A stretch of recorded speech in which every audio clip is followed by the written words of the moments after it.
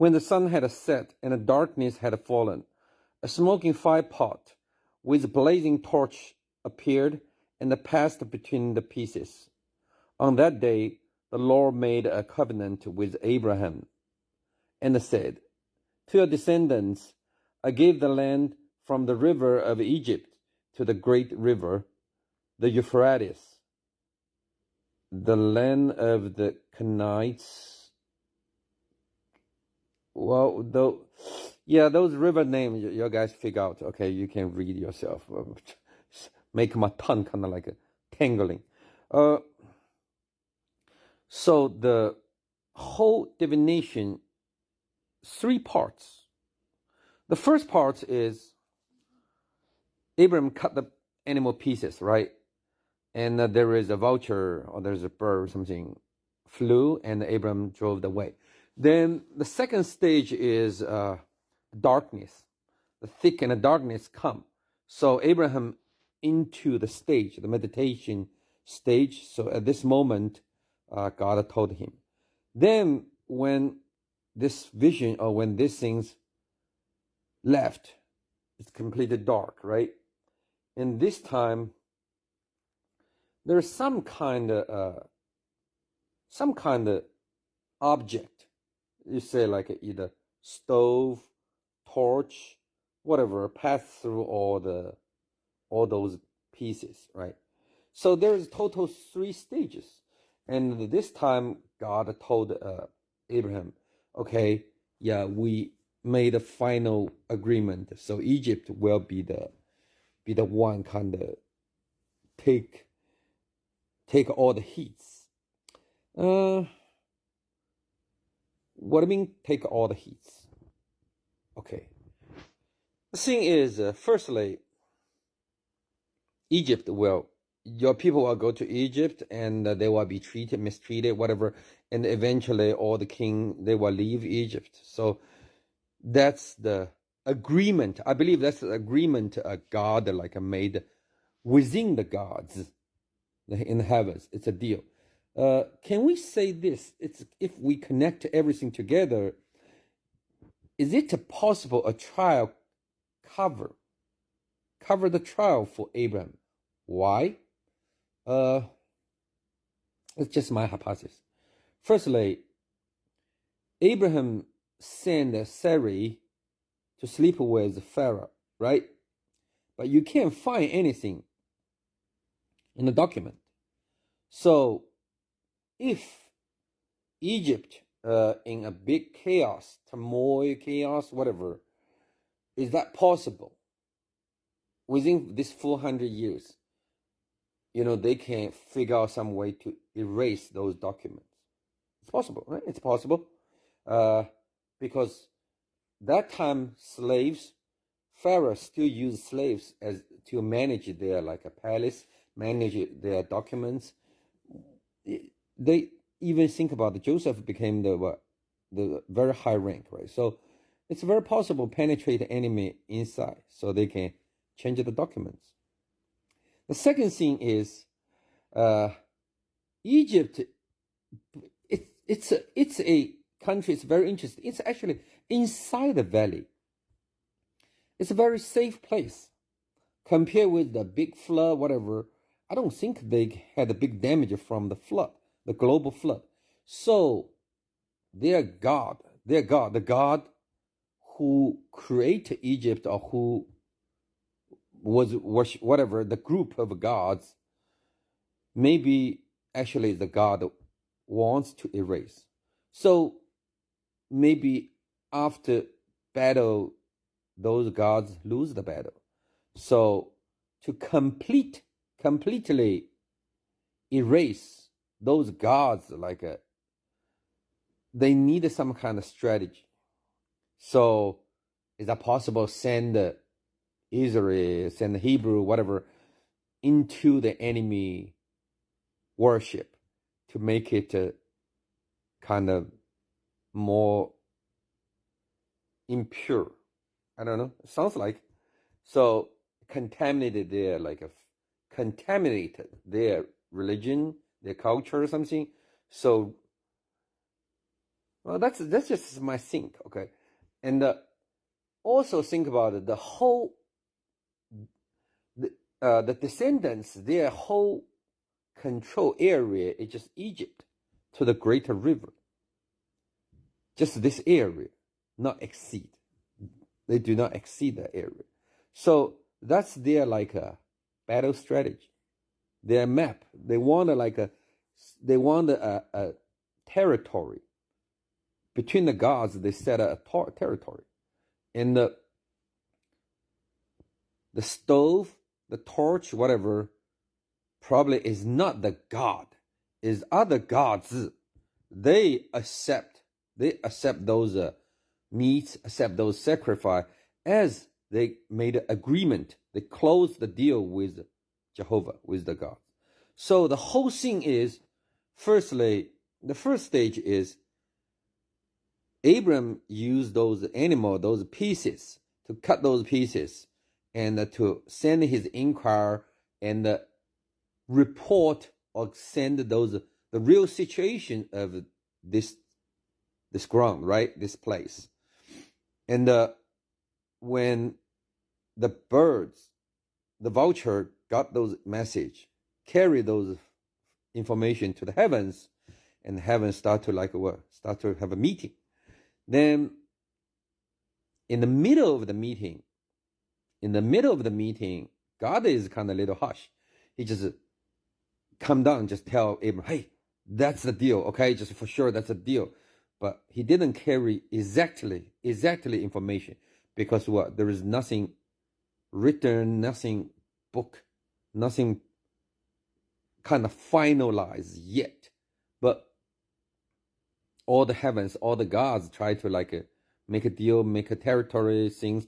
They have meeting. Then until the last moment, all those other gods, they agreed. They made this deal, say, okay, we're going to deal with this one. We're going to give you a couple 100 years and the territory from which river to which river, from where to where. They detailize everything. Then they say, okay, yeah, it's the universal rule. You need to close the deal. It's a ritual. So they have the fire, smoke, there's a torch, whatever. It's goes through it. Okay, we accept the meat. We accept everything. So boom, everything closed, right? And this time, Egypt, it's on the table. It's on the table. So that's what I sense from the whole sentence. Instead of God never really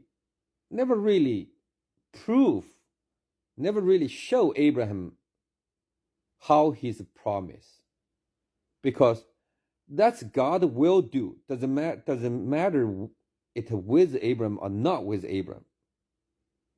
I think that's what I think.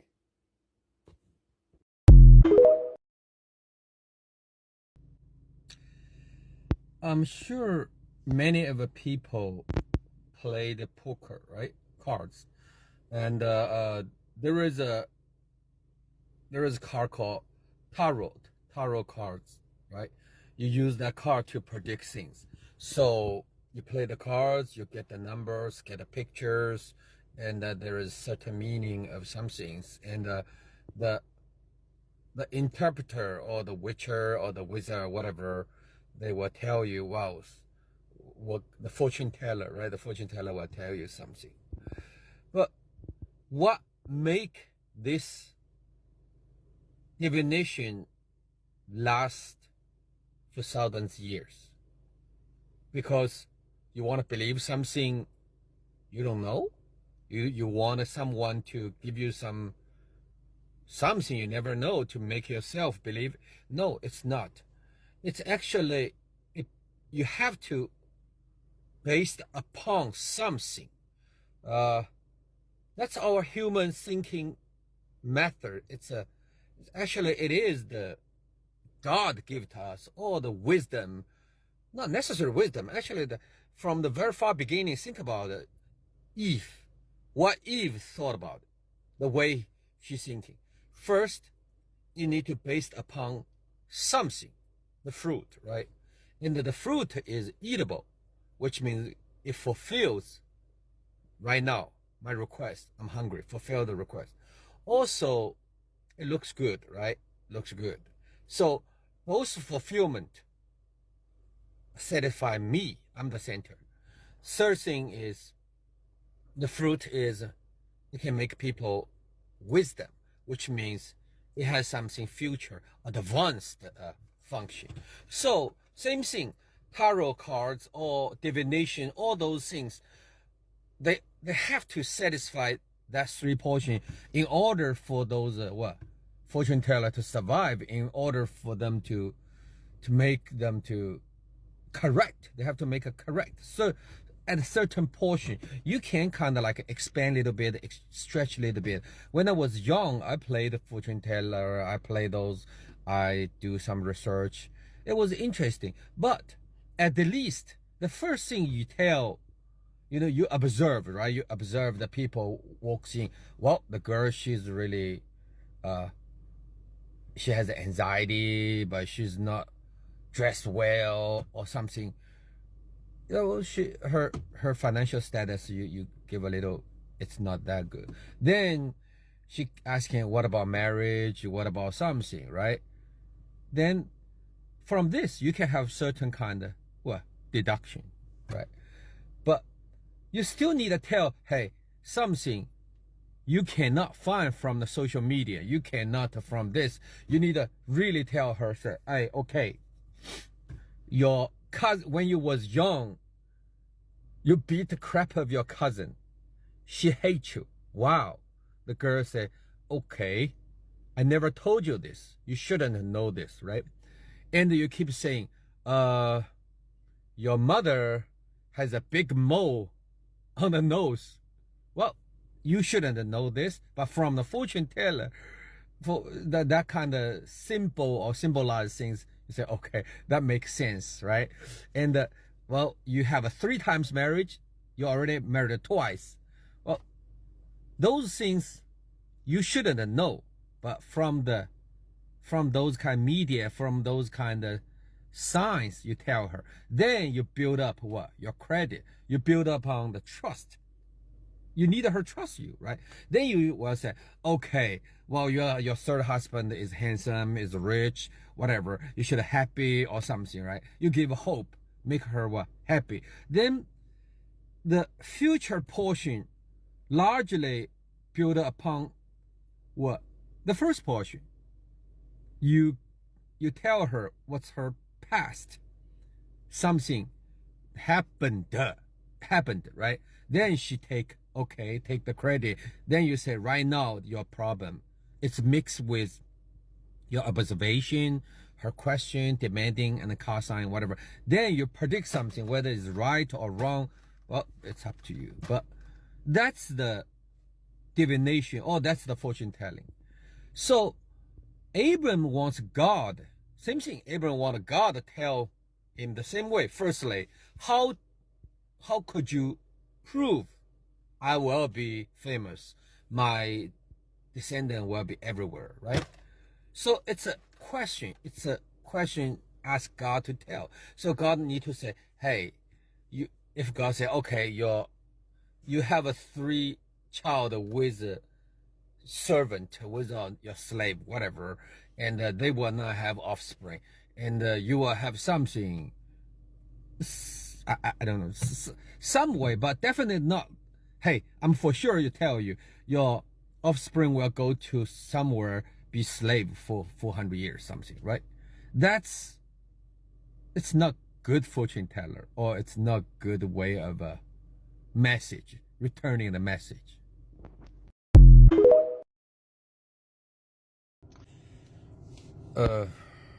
When I realized at the early stage, God never really asked for Trinity, never asked for as a Christianity. No religion as use himself or Holy Spirit as the center. Actually, God support, or God let people develop their own religion, beliefs. Realize the words God told Abram you will go back to your fathers peacefully, right? So this is a religion. Why? Because when people believe after their father, their bloodline die, there is some kind of dwelling for them, stay, and they believe peacefully die is a good thing. All those put together is a religion, and it is a manifesto for the religion. Peacefully die, go back to your fathers. So God, he supports different religion instead of what? Christianity. Then come back, why Abraham wants to, why God tell Abraham, I'm guarantee you will peacefully die. Go back to your fathers. You know, let's put all kinds of things together. Let's see Abraham, his life, and it supports my previous hypothesis. Firstly, that time people, they believe if you not peacefully die, it's not good, right? That assumption. Secondly, if you cannot go to your fathers or where your ancestors belong to, it's bad. So what made Abraham thought he has that kind of issue? Because those issues kind of like tortures Abraham day and night, right? Made him not peaceful, not happy, and God can sense, can tell what's going on within him. So God said, okay, I'm guarantee you're going to peacefully die to your parents, to your fathers. So that make Abraham what? Follow or believe, because that's the medication he needs. I think, firstly, Abraham, he doesn't have children, right? So it's a shame within their tribe. He doesn't have children with his wife, so he's incompleted.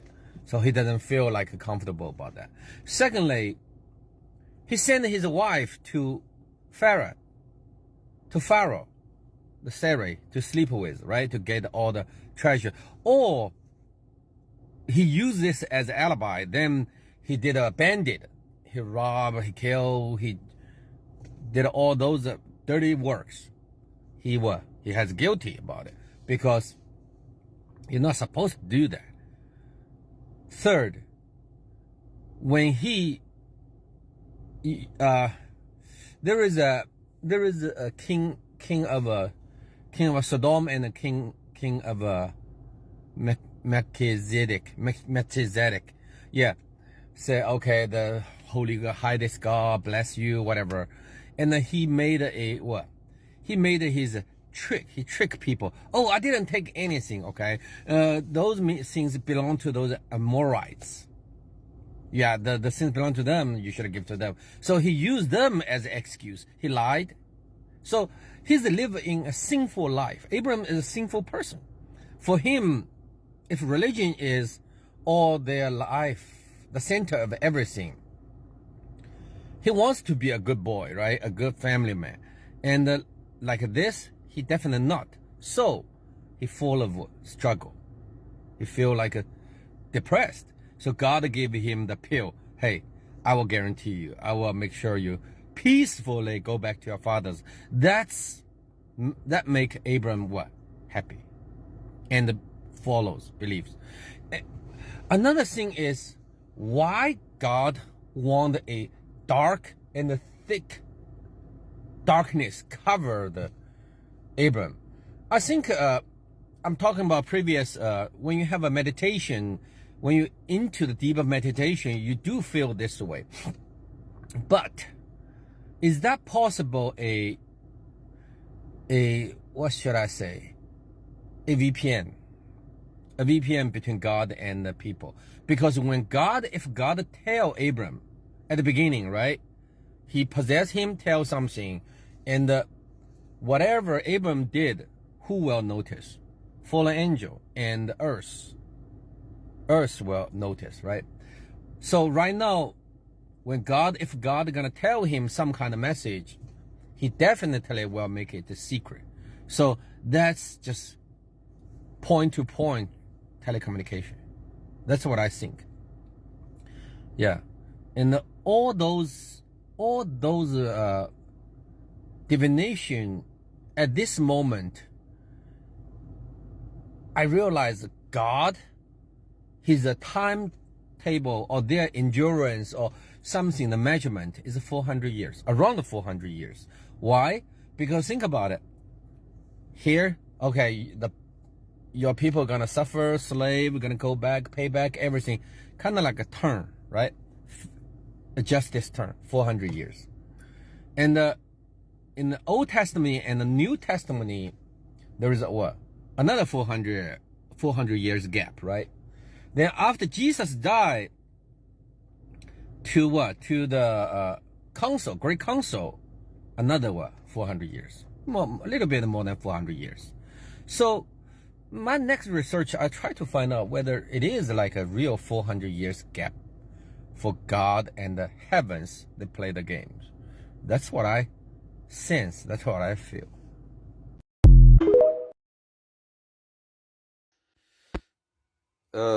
These sentences, we can notice it's very clear.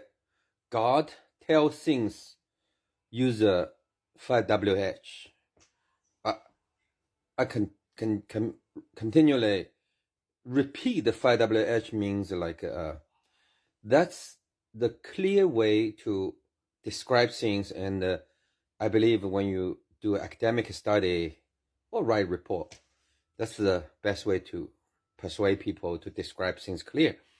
Inside you have a location, you have a boundary line, you have a few people, you have a timetable, and then you have how they're gonna do things, what they're gonna do things, due to who. So that's actually the way God proved his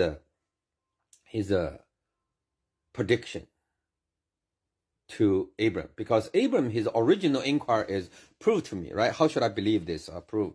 Then normal divination or fortune teller or card reader or something, they will tell you very vague information, and within those vague information, they miss a lot of 5WH. Those are very important elements. But in here, God said the Amorites, their sinful life is not fulfilled yet. So when you have fourth generation go back to deal with them, how they're going to do to it, do to who, and the boundary line is Euphrates, and the people along the river, that he even gave the tribe, those people's name, those race, those tribes. So this kind of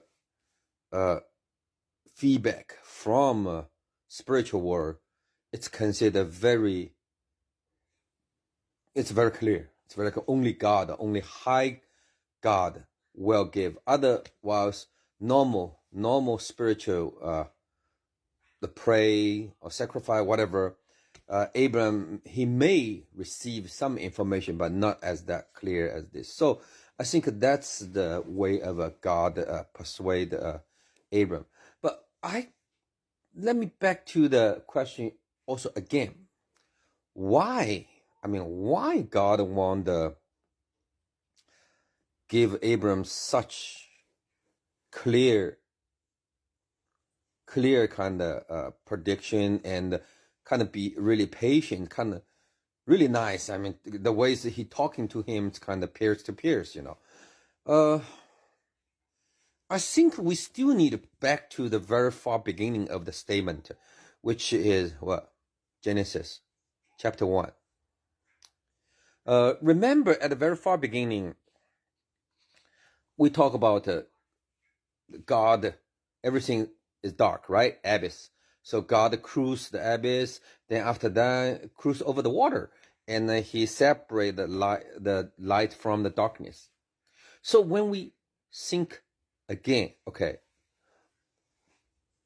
light and the darkness, they were together. So it's kind of one ton, kind of like a chaos or something. So there is some force some kind of things bond the life and the light and the darkness together to make it to kind of like chaos or one time or whatever. But also another thing is, did the statement say God separate the whole abyss? No, it didn't. It just God cruised over the water, right? Hovering over the water. Then he separate the light from the dark. So it didn't say God separates everything. It just say he did that parts, which left some kind of thoughts is there is still, firstly, the force or something, the bond between life and the darkness still there. In order to remain the balance or in order to battle with this force, gods need to create a system to run this. So they have a light, they have day, they have noon, they have evening, they have a night, then alternately. So the balance of everything still there. Only thing is you stretch everything a little bit up. Also, another thing is, what's abyss? What is abyss? Nobody knows. But I already said abyss could be another creature, huge creature made of a lot of souls, or it could be, right? Anyway, so when God, they create the sky, the lights, everything, they just try to separate these kind of light and darkness and try to contain the force between light and the darkness. But it doesn't work that well. The only thing he said, okay, it works. Until God use human, they create a small universe. A very small universe is what? Our brain. A very small universe. Then they put that kind of force, they really truly separate those force or those unnameable things, the force into us, right? Our brain, our life holds that kind of force. But another issue comes. We became a new creature. They still uncontrollable. So they use wisdom fruit and the life fruit try to test us, try to see the development. When you testing sample, the new sample, new creature, or doing the science experimental things, firstly, you need to sample. You need to populate, right? You need them populate a lot of samples. So you need like some race, some kind of different samples, different race, different the variations. You need inductively adding sample together to find whether it goes to it close your statement. Then after that, it's just one race, right? Then we call it one cluster. So then you go to another cluster. Then after that, it's you based on this, you have a deduction. Deductively, you say, okay, that's what I think. That's a new theory apply into it. So that you change some kind of variable, make a human adjustment, or you add some element into it to make see the more changes. Then someday or someone in the AI theory, it's called abductive. You generate some kind of idea, assumption, then you use human as a testing sample. Again, then from the sample reaction, you got the understanding of the unknown forces. So I think the explanation, God explain everything to Abraham, it's totally just fits that kind of pattern. Firstly, you use Abraham as your testing sample, his group as your testing sample, and you ask him to populate, right, more and more. So you follow this tribe, follow the trend, follow the bloodline to see everything.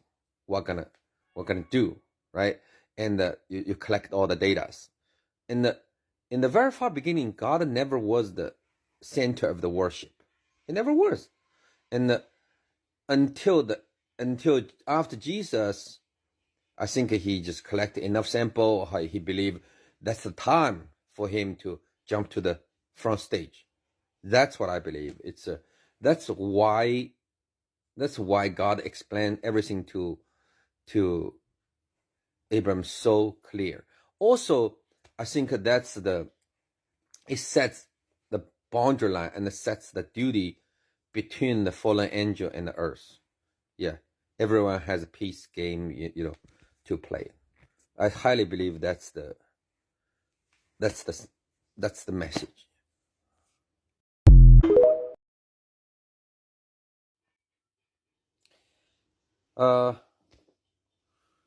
Some friends ask me why doing the Bible commentary. That's my answer. Okay. I feel I run in the field, butt naked, and I can sense the rain. I feel God. I saw a rabbit. I worship the rabbit because I saw God inside. I pee, face the wind. The pee splash on my face. I taste it. It's good. That's part of God.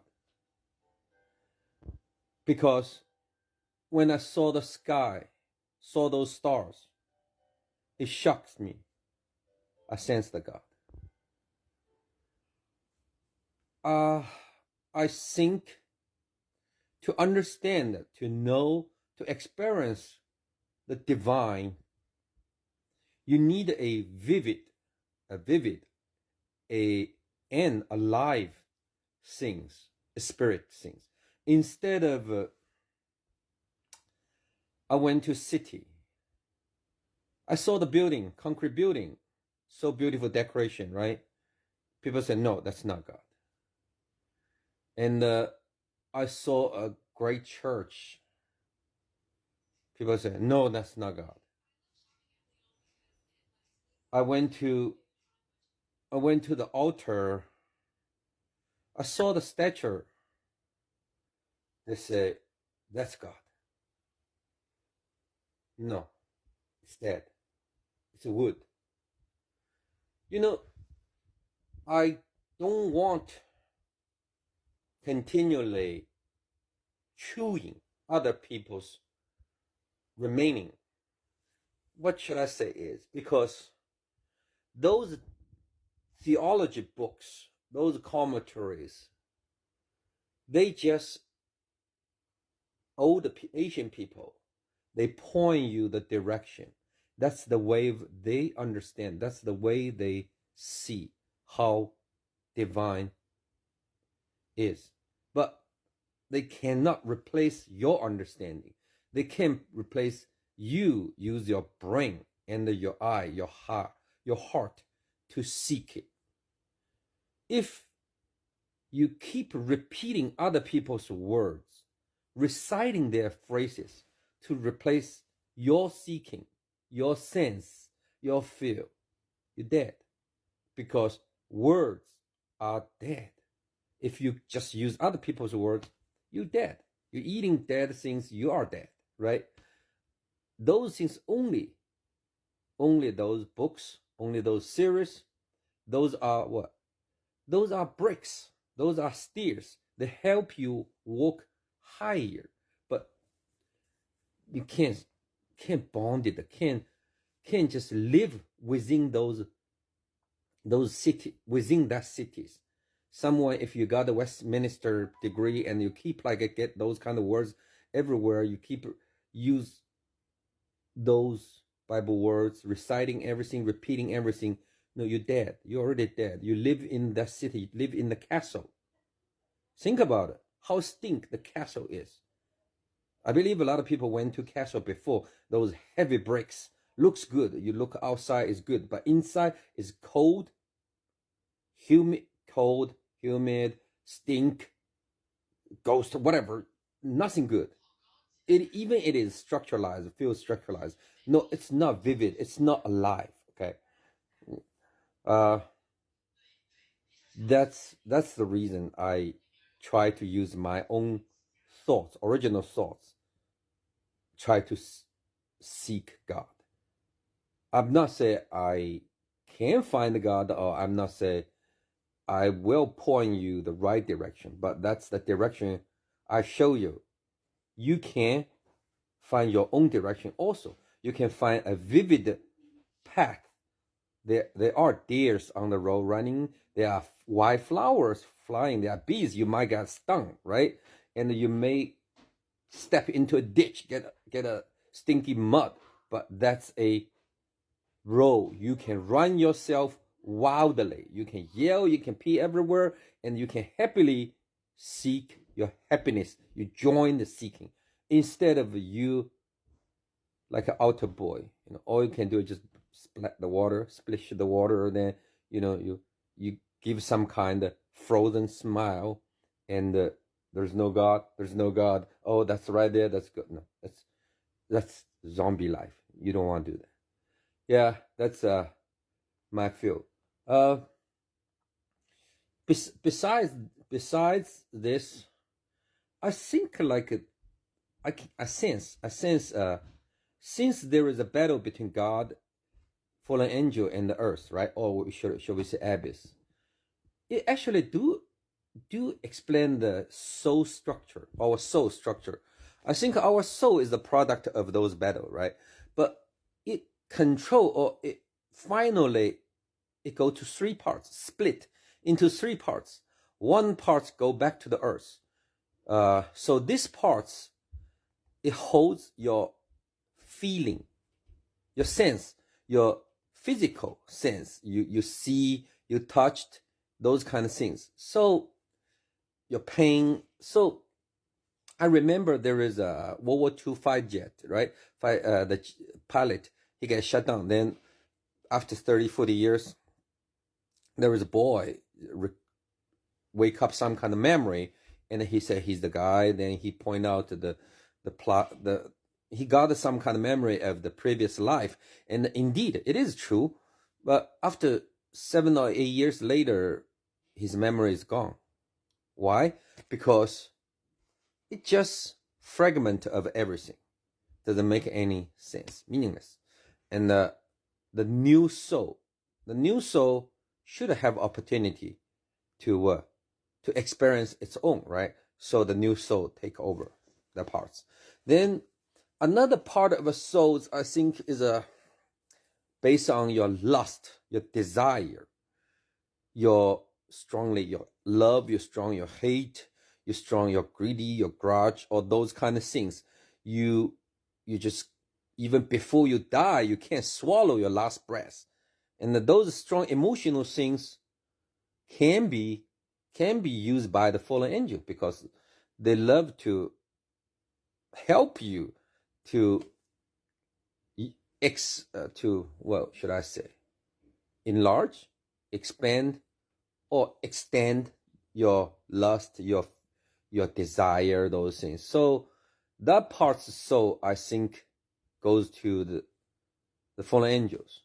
Then there is another part of a soul, I think, go to heavens, because I think, remember at the beginning, God gave Adam, he has soul, right? And they give Eve, or should I say Lilith, they have soul, right? But the Adam first, his soul is what? He has knowledge. He has knowledge of everything. Then another is Lilith or Eve. Their soul is what? The soul is analytical soul. She saw things. She saw the apple. She questioned the security statement, the policy, and she did analysis for the apple or the fruit just is eatable. First is materialism. Second is it's beautiful, so make you spiritually happy. Third is it can make you smarter, which means she's looking for what? Surpass. So she has a really advanced spirit. So that kind of souls belong to at the very far beginning. So they go to the heavens. And those parts may not carry your word, may not carry your lust, may not carry your memory, because those things means nothing to the analytical method, to the knowledge, right? So that's even proved in the later Bible. The New Testament said that rich people die in the hell. He being asked, well, what about money? What about my brother? That's his life experience, his memory. But did you see Jeremy? Did you see Moses? Did you see like Isaiah, whatever, come down from the heaven, talk to Jesus about those kind of emotional things? No. Remember